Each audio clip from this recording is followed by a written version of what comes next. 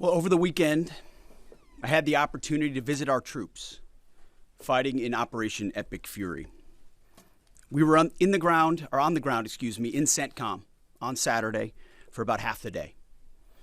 For reasons of operational security, so those troops are not targeted, the places and bases will not be named. Suffice it to say, the trip was an honor. I had a chance to bear witness, and I witnessed the best of America. I witnessed warriors, a brotherhood of men and women, warriors all, active duty, guard, and reserve, united in their love for each other, their shared purpose, and their commitment to the mission. I witnessed sheer competency. I watched a private first class confidently calling out an enemy missile trajectory to a room full of officers. Everyone focused. The room was locked in. 2 enemy missiles successfully shot down. I spoke to Air Force and Navy pilots on the flight line who every day both deliver bombs deep into Iran, but also shoot down drones defending their base. Many had just returned from the skies of Iran and Tehran. I put on a headset and spoke to one crew in the cockpit, locked and loaded, each and every day. I witnessed ingenuity, American ingenuity. I met the young Army officer who figured out how to neutralize maneuvering enemy missiles, saving countless lives. His commander confirmed that the whoops and cheers erupted in the Tactical Operations Center when his new approach was first successful. I met the Air Force intel analyst who refines target packages faster than the enemy can adapt. I actually gave him my card and told him to keep me posted on the ground truth. I did the same with his boss, a colonel with a heart the size of Texas and a beautiful deployment mustache to match. I witnessed lethality. I met a junior airman as the sun was going down and a chill was setting on the tarmac, who, when asked what they needed, she simply looked up at me with a sly smile on her face and said, "More bombs, sir, and bigger bombs. We will happily oblige her." I met the Army targeting team who found and sunk the pride and joy of the Iranian Navy, their fighting position plastered with images of sunken enemy ships. And I witnessed urgency. Right when we landed, another C-17 landed just minutes after us. And within 30 seconds of the aircraft coming to a full stop, a team on the ground pulled up and the cargo was being uploaded. Wartime speed. To a man and to a woman, on the ground, in the air, on the flight line, and in the TOC, I heard, "We want everything faster, higher op tempo, wartime speed." The feeling was the exact opposite of the rotational units year after year in the wars in Iraq and Afghanistan that we're so familiar with. In those wars, it was always about the next rotation, never knowing when the mission would end or exactly what the mission was, year after year. Not with Epic Fury. I witnessed urgency to finish the job, urgency to achieve mission success, not looking at the next rotation, only moving as fast as possible to win. I got a chance to troop the line, to witness firsthand what we already know is true. I spoke to all ranks and all services, none of whom knew we were coming. It was not rehearsed or scripted. Sometimes we just wandered. What I witnessed was motivation. It was sheer mission focus. It was the American warrior unleashed. It was the kind of warfighting American spirit that comes with a clear mission against a determined enemy.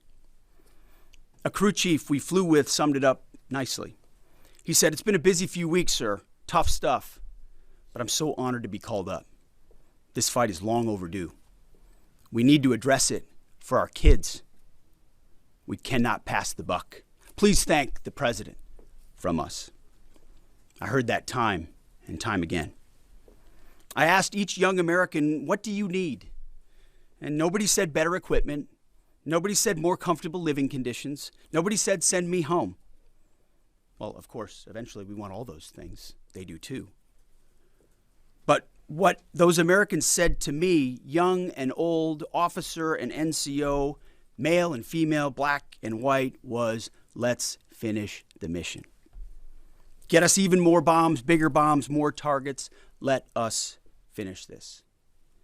In fact, Admiral Cooper noted this morning that the 3 Air Force captains shot down by Kuwaiti-friendly fire early in the fight, weeks ago.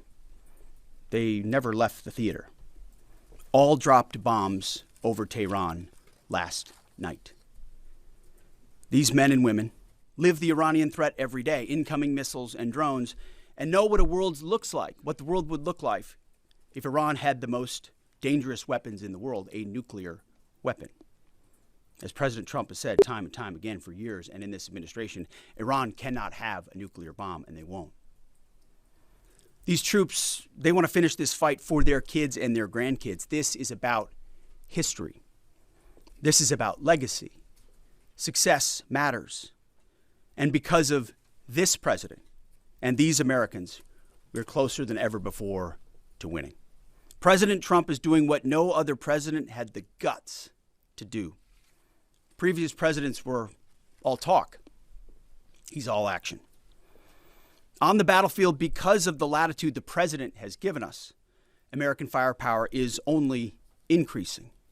Iran's decreasing. We have more and more options, and they have less.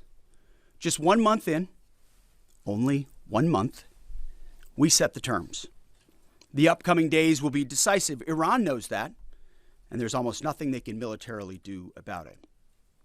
Yes, they will still shoot some missiles, but we will shoot them down. Of note, the last 24 hours saw the lowest number of enemy missiles and drones fired by Iran. They will go underground, but we will find them. We recently destroyed another one of their command bunkers. Leaders forced to flee. No water, no power, no oxygen, no command and control. Their faith in their caves diminishing. The latest intel is clear out of CENTCOM. Our strikes are damaging the morale of the Iranian military, leading to widespread desertions, key personnel shortages, and causing frustrations amongst senior leaders. Just last night, we had 200 dynamic strikes alone. Dynamic strike is a strike where a pilot leaves, and during their flight, they get a new target set based on real-time intel given to them. A new launcher, a new location, a new troop formation. A dynamic target is one that changes while you're in the air because of improved intelligence. 200 dynamic strikes alone, in addition to the pre-planned targets. The video the president posted last night of Esfahan, an ammo depot struck by U.S. bombers. You see, you don't get to see many of those videos because, as a reminder, Iran has still shut off the internet to 99.9% of its population. But if Iran is wise, they will cut a deal. President Trump doesn't bluff, and he does not back down. You can ask Khomeini about that. The new Iranian regime should know that by now. This new regime, because regime change has occurred, should be wiser than the last. President Trump will make a deal. He is willing. And the terms of the deal are known to them. If Iran is not willing, then the United States War Department will continue with even more intensity. Standing here this morning in this briefing room, in my mind's eye, I'm actually looking out at the groups I met this weekend. The pilots, the logisticians, the intel analysts, the targeters, the sustainers, the flight crews, the air defenders, the base security, those maintainers who we walked up at sunset with the chill in the air on the flight line. May God watch over all of them each day and each night. May his almighty and eternal arms of providence stretch over them and protect them and bring them peace. In the name of Jesus Christ. And amen. Mr. Chairman, over to you. Thank you, Mr. Secretary, and good morning, everyone. and thank you again for being here. As operations continue, I remain deeply grateful for the service and determination of 2.8 million members of our joint force, each of whom are serving something greater than themselves. Every day, those deployed, and in many cases, those at home who are deploying forward, and bomber pulses and others, put themselves in harm's way, and we owe them a deep debt of gratitude. I remain especially grateful for our fallen who gave the ultimate sacrifice. We'll never forget their valor and their determination to do something greater than themselves. And each day we continue to earn what they've given to us. This morning I want to share that yesterday the Joint Force had the honor of participating in the burial of Colonel Clarence Emil Bud Anderson, who passed away in May of 2024 at the ripe old age of 102. He was laid to rest in Arlington Cemetery yesterday morning alongside his wife of 70 years, Eleanor, who he married on February 23rd, 1945. She passed away in 2015 at the age of 92. Bud, yesterday, a legend to our Air Force and fighter pilots everywhere, was honored with a combination flyby of F-35s and a four-ship of P-51 Mustangs. He was one of the most prolific flying aces of World War II and the highest scoring P-51 ace with 16 and a quarter kills in his squadron and in his group. And he served from 1942 to 1972, and his last combat tour was flying F-104 Thunder Chiefs over North Vietnam.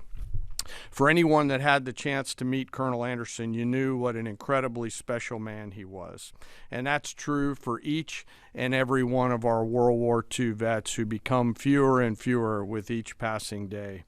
They are the greatest generation and give us the gift of an incredible example as we execute Operation Epic Fury today. And Colonel Anderson, we mourn for your loss and remember that smile on the right side as you went out to do our nation's business. I'd like to now share an operational update.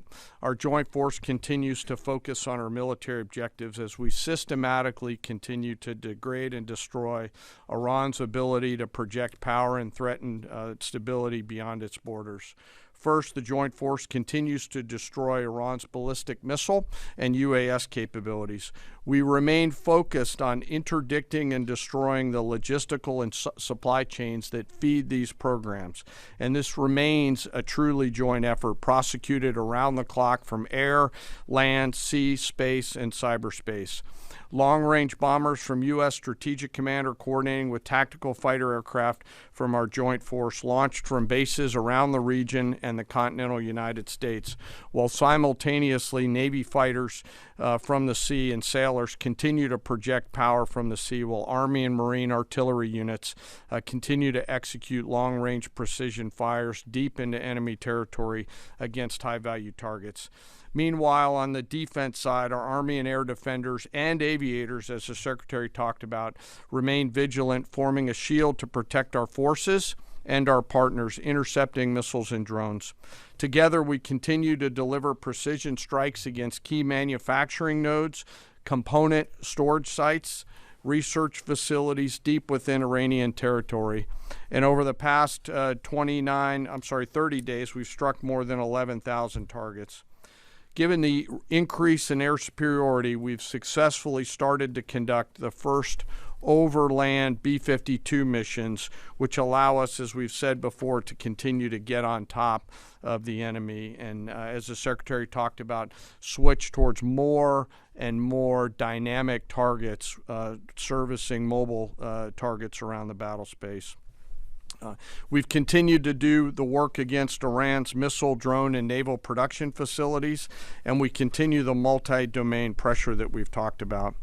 Second, on the Navy front, we continue to assert dominance over the Iranian Navy. We remain focused on targeting their mine laying capability, their naval assets, and we've now, as I mentioned briefly last time, started to work attack helicopters and other close air support assets into the naval domain. CENTCOM continues to identify and work against naval depots and storage areas. And we've taken out, again, more than 150 ships, including all Jamaran-class frigates inside their Navy. Third, we continue to prosecute our campaign against our defense industrial base at scale. This includes factories, warehouses, nuclear weapons research and development labs, and the associated infrastructure required for Iran to reconstitute its combat capability. I'd like to continue my theme of highlighting the incredible contributions of Americans to our joint force. Today I want to talk a little bit about a different front line, a line that doesn't have bunkers or guard posts, but is just as critical to our nation's security, our National Assembly lines. Today I want to recognize a group of Americans who live at the beginning of our nation's combat power, the Americans who actually make our weapons, both inside our defense industrial base, but even more broadly inside our national industrial base. In every military option, we could not and cannot do our jobs without the men and women across our country who show up every day around the clock to a factory floor, a workshop, a laboratory, who build the weapons and capabilities we need to project American combat power at the time and place of our choosing. These great Americans, and I've had a chance to spend some time with them when I was in the private sector, are the core of American combat power. They're the machinists running high-tech CNC machines, cutting raw blocks of metal into incredibly precise parts. They're the assembly workers painstakingly taking a kit of parts and turning that into a complex guidance system or precision munition or a rocket motor or building a jet or submarine. Or they're the quality assurance technicians who ensure that when a warfighter pulls a trigger, the weapon works every time. This can be and is tough and gritty work. It's not a quiet office and a desk with paper, and there's nothing wrong with that, but this is exactly the way this group of Americans likes it. I know this. I've seen it myself, and I remain deeply honored by that gift. It's often loud and dangerous work, demanding, requires absolute focus for hours at a time with deep commitment to get it right every single time. It's hands-on work where one uncaught mistake or deviation can put an American's life at risk. A single misplaced wire, a microscopic flaw in a weld, incorrectly calibrated sensor could mean the difference between mission success or mission failure. The difference is measured in the lives of our sons and daughters who we put out around the field and on the field of battle. We rely on and trust in these great Americans, and it's not just their manufacturing skill, it's their innovative minds and their entrepreneurial spirit. From those who build exquisite capabilities down to the mom and pop machine shops all over this great country, they live at the beginning of and the core of America's combat capability, constantly adapting, constantly improving, constantly learning. And there are examples of this throughout history and current days, to include building things like the F-117 stealth fighter, the B-2 stealth bomber, making our combat capability undetectable over the enemy, to today's B-21 and F-47. It's work like in the shipyards of the East Coast and Northeast side of the United States that go out and build America's nuclear submarines that allow us to patrol around the world at the time and place of our choosing. These innovators, these workers, these incredible Americans don't get the same glory as a fighter pilot returning to a carrier deck at night or an artilleryman sending rounds downrange, and yet they show up every single day, and without them, we could not do the work that we are tasked to do. 24/7, they build the tools that we need to do our business. The skill, the commitment, the patriotism, the dedication poured into every piece of combat capability and hardware is seen and felt out at the edge of the force, as the Secretary talked about those young bomb builders out in the desert that he had the chance to see. You can see it, you can feel it, and it's real, and we're deeply grateful. So to the American workforce out there, both inside our defense industrial base and in our national industrial base, thank you on behalf of the Joint Force. We carry the weapons that you build. We rely on the systems that you create, and the distance from that factory floor and that assembly line to the front line is incredibly short. Thank you. Keep it up. And to our adversaries out there, I remind you to beware of the American workforce. We continue to press forward in our military objectives. The Secretary and I remain deeply humbled by the spirit, tenacity, commitment, and grit of our 2.8 million member strong joint force. I want to, as always, thank the force and their families, and as always, remember our fallen. We carry with them and their names every day. Sir, I'll turn it back over to Absolutely. you. Well, thank you, Mr. Chairman. Two things. He didn't note it, but in memory of Colonel Bud Anderson, the chairman himself flew his F-16 to honor him recently. And thank you for highlighting the defense industrial base, the arsenal of freedom. It's worth noting no one has rebuilt that defense industrial base faster and with more purpose than President Trump in his first term. And now we're rebuilding the arsenal of freedom. Our defense industrial base is more vibrant today than it's been since World War II and growing rapidly. Contrast that with Iran, whose defense industrial base is nearly completely destroyed. Their ability to reconstitute the weapons of war they're using now that they're hiding in underground facilities and attriting over time, their ability to rebuild that is negligible. And I think that contrast is an enduring legacy of this as well, right here. Thank you for your time. We've had some signaling that the U.S. will retake control of the Strait of Hormuz. At that point, what military posture will be imposed to guarantee safe passage for our allies, deter our enemies, and demonstrate U.S. dominance in the region?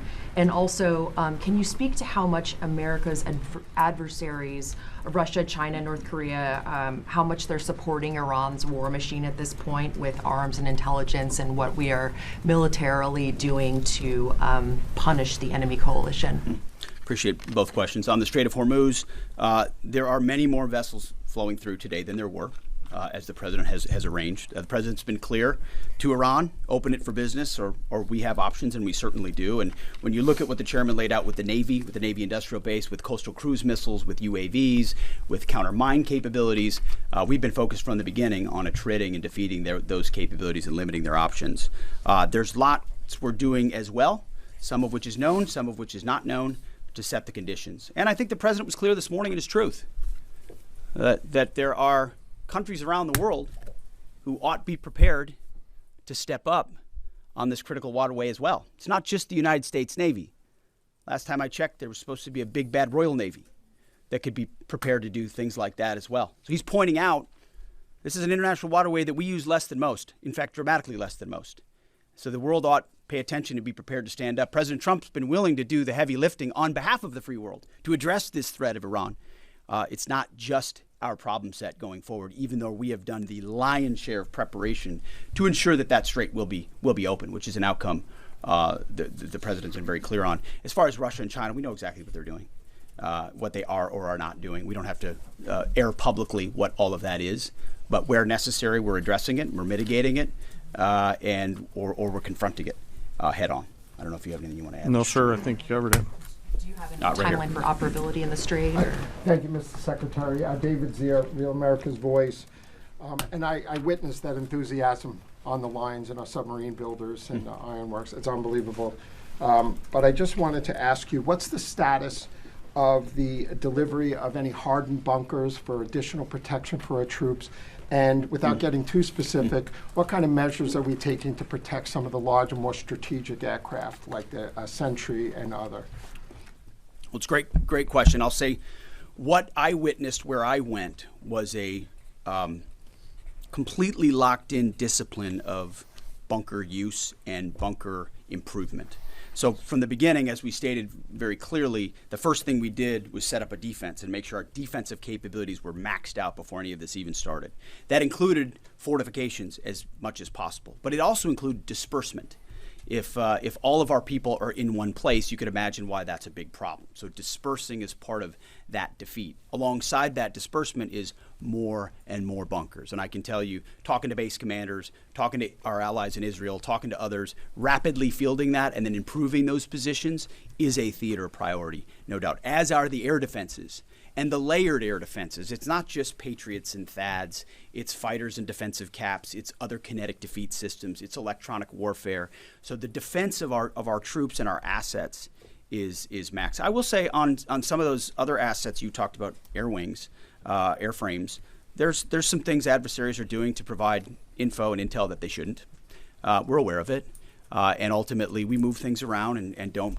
One of the biggest principles you learn in the military is to not set patterns, predictable patterns, and so commanders are working hard to adjust in real time with those systems and make sure they're in the right places and not easily targetable. Jillian. Thanks, Mr. Secretary. The U.S. and Iran appear right now publicly to disagree about whether there are these negotiations ongoing. What impact does that have on military strategy? Does it have any bearing at all? And General, the President wrote yesterday that the U.S. might destroy Iran's electricity generating plants and oil wells. Those are his words before ending this operation. Is there a way to do either of those things without seriously jeopardizing or seriously harming civilians? So on the talks, I can tell you, having been with Steve and Jared and the Vice President and Marco and many others yesterday, they are very real. They are ongoing. They're active and I think gaining strength. And we appreciate that. As I said in my remarks, we would much prefer to get a deal. If Iran was willing to relinquish material they have and ambitions they have, open this, great. That's the goal. We don't want to have to do more militarily than we have to. But I didn't mean it flippantly when I said, in the meantime, we'll negotiate with bombs.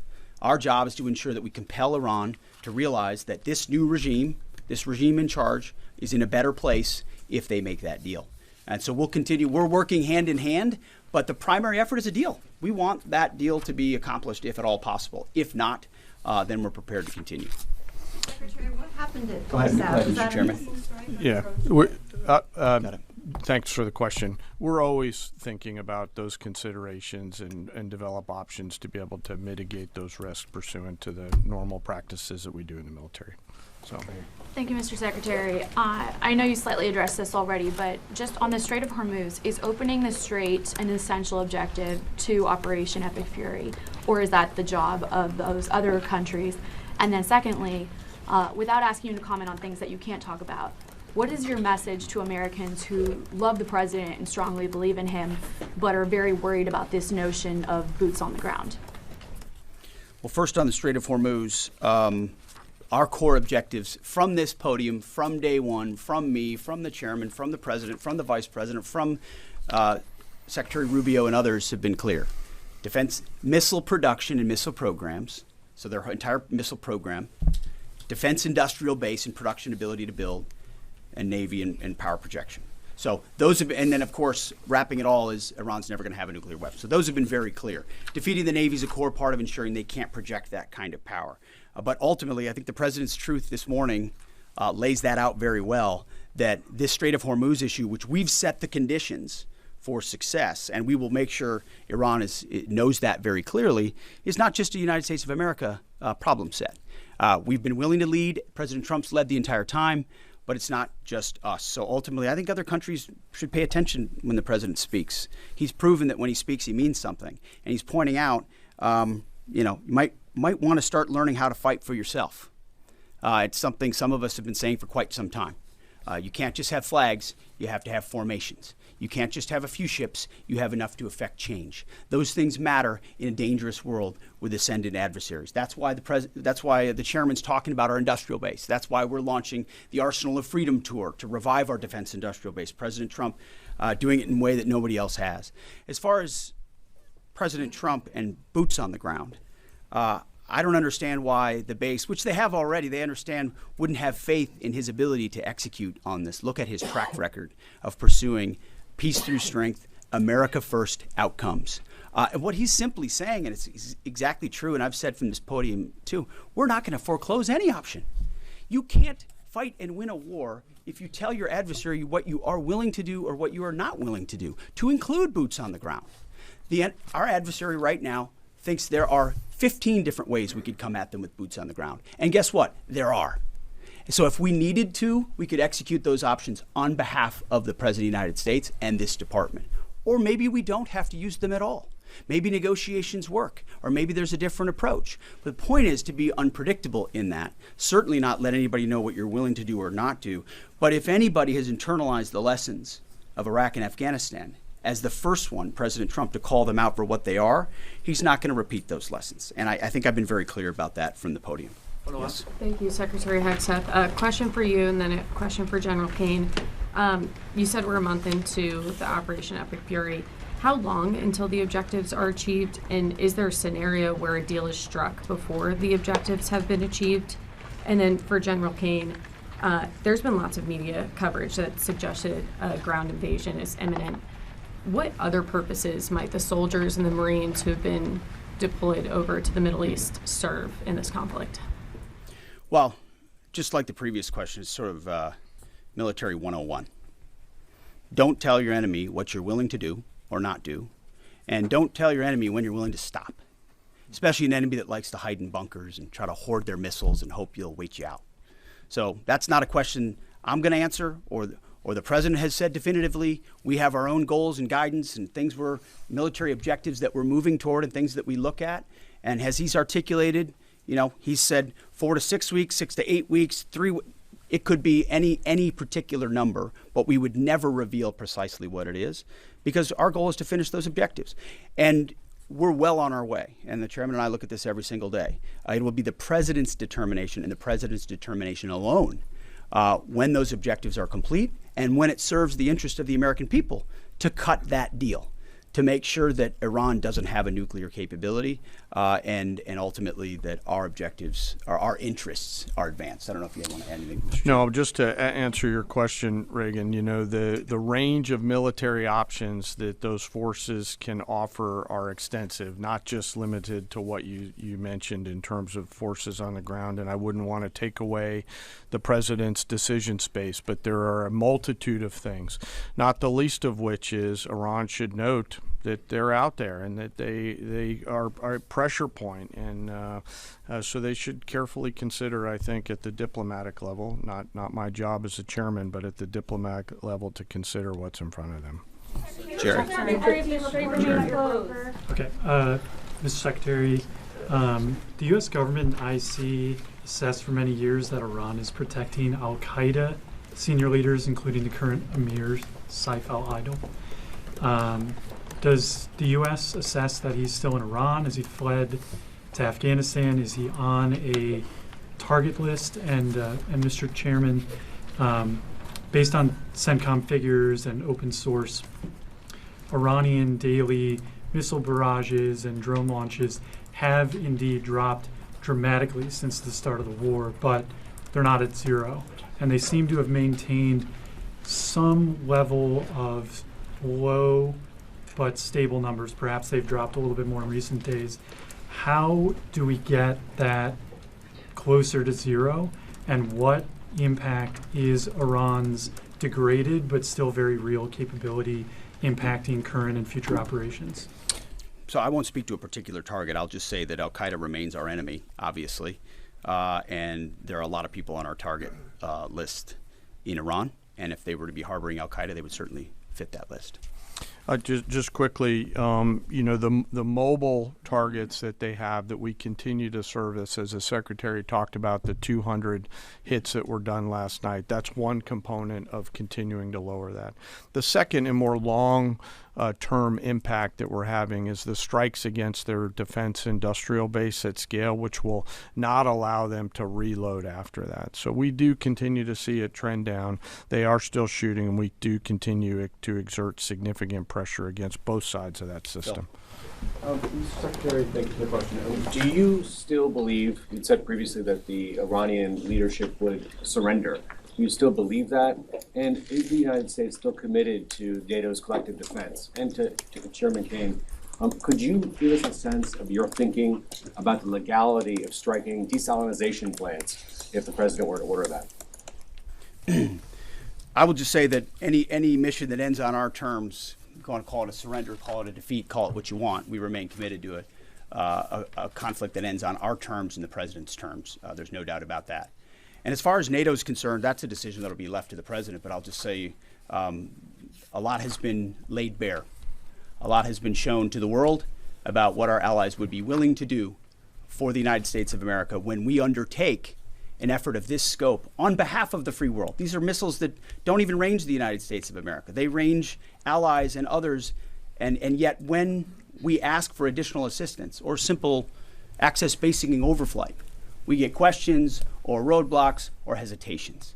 And the president's pointing out, you don't have much of an alliance if you have countries that are not willing to stand with you when you need them. He's simply pointing that out, and ultimately it'll be his decision of what that looks like after this is complete. I'll just won't talk about any particular target. This really builds on Jillian's question too, that I don't think I completely answered. But you know, the Joint Force is the most professional force in the world, and we have numerous processes and systems to carefully consider the whole range of considerations, from civilian risk to legal considerations with any target. And as targets come before us, we run them through the same process that we always do, and always strike lawful targets in accordance with the normal procedures that we use. No quarter, no mercy for enemy combatants, as Hegseth has said. For me?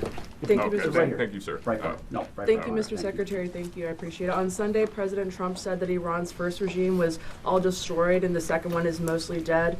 And the third regime that we're on right now has been much more reasonable in negotiations. Do you agree with that assessment, and why? I would defer to the negotiating team there. They're the ones talking to him, but they're getting a back and forth on terms, which is a productive development. We stand right there next to our negotiating team, always willing and prepared to put them in an even better position. Thank you very much. Appreciate it. Thank you. Thank you.